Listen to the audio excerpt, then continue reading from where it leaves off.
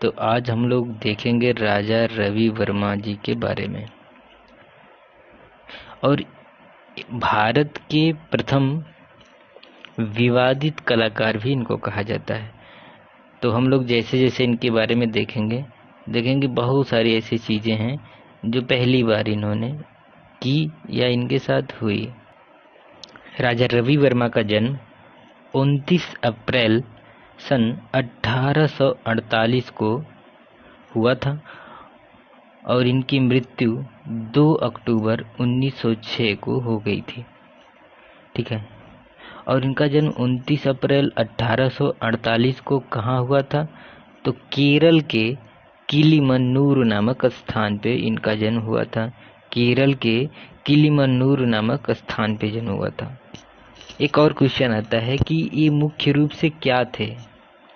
तो ये मुख्य रूप से एक चित्रकार के रूप में प्रसिद्ध थे। ठीक है। अगर आता है कि ये चित्रकार थे या मूर्तिकार थे या दोनों थे, तो ये मुख्य रूप से क्या थे? एक चित्रकार थे। ये मुख्य रूप से एक चित्रकार थे। ठीक है। और किस शैली से संबंधित थी? तो वैसे तो ये किसी शैली से संबंधित नहीं थे, लेकिन अगर शैली में आ जाता है इनका नाम, तो इनका नाम कंपनी शैली में आ जाएगा। ठीक है। 14 वर्ष की उम्र में ही एक निपुण कलाकार हो गए थे। इनके घर में ही इनके चाचा राज वर्मा एक कलाकार थे। इनके साथ एक घटना होती है। क्या होता है, एक बार इनके चाचा राज वर्मा एक पेंटिंग बना रहे होते हैं। उस पेंटिंग को इन्होंने अधूरा छोड़ दिया और किसी कारण से बाहर चले गए। और जब वो घर के अंदर आए तो देखे उनकी पेंटिंग पूरा हो गई थी। ऐसा कार्य राजा रवि वर्मा ने किया था कम उम्र में ही। ठीक है। और उसमें इन्होंने एक गरुड़ का चित्र बनाया था, गरुड़ का चित्र। तो यहाँ से इनके चाचा राज वर्मा भी इनसे काफ़ी प्रभावित हुए और क्या किए, त्रावणकोर नरेश जो उस समय के राजा थे उनके दरबार में इनको पहुँचाया। और वहाँ से इनकी क्या होती है, कला की यात्रा शुरू हो जाती है। त्रावणकोर नरेश के दरबार में एक ब्रिटिश कलाकार आए रहते हैं। ठीक है। ब्रिटिश कलाकार आए रहते हैं, थियोडोर जैनसन, जो कि ऑयल कलर में पारंगत होते हैं, जिनसे सीखने की इच्छा राजा रवि वर्मा में जाहिर की। लेकिन इन्होंने शिक्षा देने से इनकार कर दिया। लेकिन हाँ, उन्होंने इतना ऑर्डर ज़रूर दिया कि आप चाहें तो कला देख सकते हैं, हम सिखा नहीं सकते हैं आपको, आप चाहे तो देख सकते हैं। ठीक है। तो उन्होंने क्या किया, सिर्फ देख कर ही ऑयल कलर की शिक्षा, ठीक है, पाश्चात्य तकनीक में सीख ली। काफ़ी टैलेंटेड कलाकार थे राजा रवि वर्मा। मात्र देख के ही उन्होंने सीख लिया। ठीक है। और दरबार के राजकीय चित्रकार रामास्वामी नायडू से तंजौर शैली का चित्रण इन्होंने सीखा। रामास्वामी नायडू से इन्होंने तंजौर स्टाइल की कला सीखी। इनकी प्रथम प्रदर्शनी मद्रास में हुई थी 1873 में। ठीक है। मद्रास चेन्नई में हुई थी। विदेश में इनकी पहली प्रदर्शनी शिकागो में हुई थी। ठीक है। प्रथम भारतीय कलाकार थे जिनकी विदेश में प्रदर्शनी हुई थी राजा रवि वर्मा की। और इसमें सहयोग दिया था स्वामी विवेकानंद के सहयोग से हुई थी। इसमें 10 चित्र लगे थे और सभी चित्र क्या हुए, बिक गए थे। ठीक है। तो 1873 में इनकी प्रदर्शनी मद्रास चेन्नई में हुई थी, लेकिन बाद में शिकागो में भी इनकी प्रदर्शनी लगी थी। किसके सहयोग से? स्वामी विवेकानंद के सहयोग से हुई थी। चित्रों की मांग अधिक होने के कारण इन्होंने लिथोग्राफी प्रेस की स्थापना की थी। लिथोग्राफी प्रेस की स्थापना इन्होंने की थी। कहाँ में? मुंबई के घाटकोपर नामक स्थान पे इन्होंने लिथोग्राफी प्रेस की स्थापना की थी 1894 में सर माधवराव की सहायता से। ठीक है।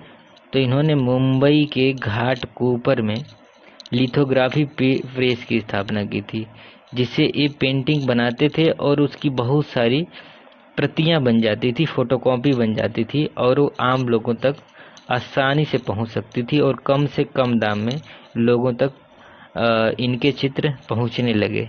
ठीक है, जैसे जिसकी वजह से इन्होंने आम लोगों तक भी अपने चित्रों को पहुंचाया।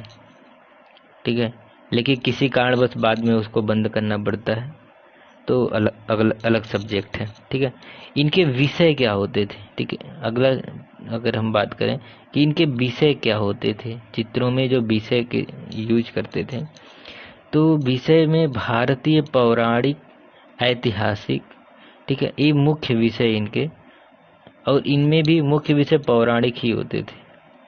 ज़्यादातर इन्होंने पौराणिक विषयों पे ही चित्रण किया है। तकनीक क्या थी? तो इन्होंने यूरोपीय तकनीक में काम किया है। माध्यम, तो इन्होंने तैल माध्यम का प्रयोग ज़्यादा किया है, और भारत में तैल रंग का इन्होंने प्रारंभ भी इन्होंने ही किया है।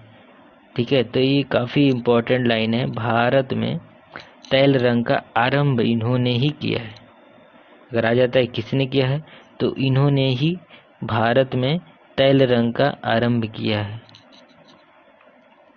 ठीक है, भारत में कैलेंडर कला का जन्मदाता भी इनको माना जाता है। ये भी इम्पोर्टेंट लाइन है, भारत में कैलेंडर कला के जन्मदाता भी इनको माना जाता है। तो ये भी लाइन काफ़ी इम्पोर्टेंट है। भारत में कैलेंडर कला के जन्मदाता कौन है? तो राजा रवि वर्मा। ठीक है, चलिए और आगे देखते हैं। भारत में यथार्थवादी कला के जन्मदाता के रूप में इनको ही जाना जाता है। यथार्थवादी, यथार्थ कहते हैं हूबहू, ठीक है, जैसा दिख रहा है वैसा बनाना, यथार्थवादी कला के जन्मदाता के रूप में भी जाना जाता है। और इनको भारत का प्रथम ओलियोग्राफर भी कहा जाता है। ठीक है, यथार्थवाद के अलावा भारत में नवशास्त्रीयवाद का भी जन्मदाता माना जाता है। तो देख रहे हैं ऐसे कई सारी चीज़ों का इन्होंने भारत में शुरुआत की थी। तो यथार्थवादी के अलावा ये नवशास्त्रीयवाद का भी इन्होंने मतलब भारत में शुरुआत किया था। भारत का प्रथम रोमांटिक कलाकार भी माना जाता है। इसके अलावा इनकी कुछ उपलब्धियां देख लेते हैं।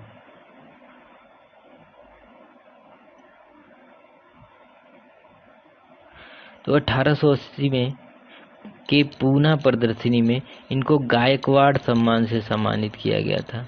1880 के पूना प्रदर्शनी में। 1904 ईस्वी में ब्रिटिश सरकार ने केसरे हिंद सम्मान से सम्मानित किया था, और इसके बाद ही क्या, इनके नाम के आगे राजा शब्द जुड़ गया था। ठीक है, तो ये काफ़ी इम्पोर्टेंट है, देख लेंगे कि यहीं से जब इनको केसरे हिंद सम्मान मिला था, तो यहीं से इनके नाम के साथ राजा शब्द लगने लगा था। इन्हें चित्रकारों का राजकुमार भी कहा जाता है। प्रिंट मेकिंग कलाकार भी माने जाते हैं। ठीक है, प्रिंट मेकिंग कलाकार भी माने जाते हैं।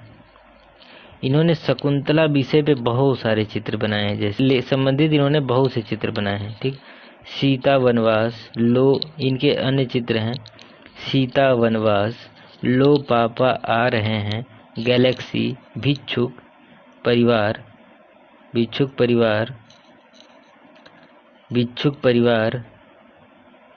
वधु विवाह की वेदी की ओर होने के लिए ड्यूक बकिंघम ने क्या किया था, इनके बहुत से चित्र खरीदे थे। शकुंतला का दुष्यंत के नाम पत्र प्रथम पौराणिक चित्र माना जाता है। इनका प्रथम पौराणिक चित्र राजा रवि वर्मा का शकुंतला का दुष्यंत के नाम प्रेम पत्र है। महाराणा प्रताप की मूंछों का चित्र भी इन्होंने ही बनाया था। ठीक है, इनके विषय जो थे भारतीय होते थे, लेकिन तकनीक पाश्चात्य होती थी। धन्यवाद।